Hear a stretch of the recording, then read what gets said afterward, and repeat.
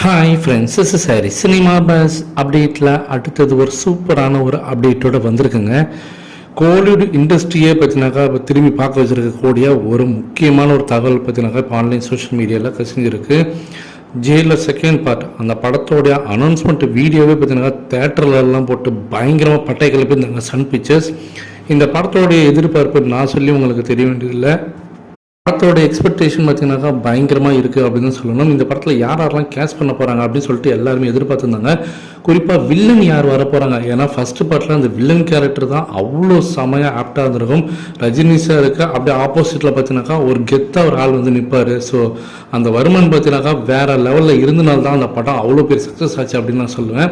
அதே போல் ஒரு ஸ்ட்ராங்கான வில்லன் ரோல் இந்த செகண்ட் பார்ட்டில் யார் பண்ண போகிறாங்க, அவருக்கு மேலே ஒரு வில்லனை கொண்டு வரணுமே அப்படின்ற ஒரு ப்ரெஷர் கண்டிப்பாக நெல்சனுக்கு இருக்கும்.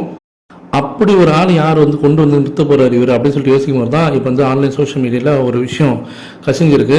எஸ்.ஜே. சூர்யா அவர்கள் இந்த படத்தில் வந்து வில்லன் ரோல் பண்ணுறதுக்காக பேச்சுவார்த்தையில் ஈடுபட்டிருக்காரு. அதே போல் செம்பன் வினோத் அவர்களும் பார்த்தீங்கன்னா அந்த படத்தில் வந்து ஒரு முக்கியமான ஒரு வில்லன் ரோல் பண்ணுறதுக்காக அவர்கிட்ட ஒரு பேச்சுவார்த்தையில் ஈடுபட்டிருக்காங்க. இது ரெண்டுமே பார்த்தீங்கன்னா பேச்சுவார்த்தையில் தான் இருக்குது, இன்னும் முடிவாகலை.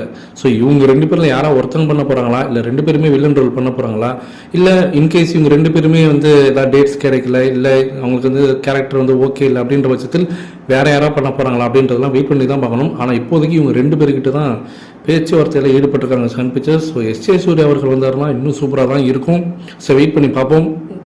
அதே போல் அடுத்தது ஒரு அப்டேட் என்னன்னாக்கா, இன்னைக்கு காலையில் ரஜினி சாரோடைய ஒரு புகைப்படம் பார்த்தினாக்கா வெளியாக இருக்குது.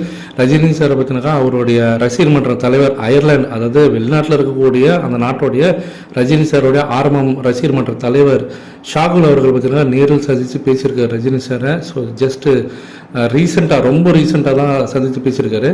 அந்த ஃபோட்டோவில் ஒரு விஷயம் பார்த்தீங்கன்னா ரஜினி சார் வந்து ரொம்ப க்ளீன் ஷேவ்டு அந்த இது இருக்குது. ஸோ அந்த லுக் பார்த்தீங்கன்னாக்கா ரொம்ப யங்காக இருக்கிறாரு அப்படின்னு தான் தோணுது. ஒருவேளை கூலியில் ரஜினி சாருக்கு ரெண்டு கெட்டப்பா ஒரு யங் கெட்டப்பும் இருக்கா.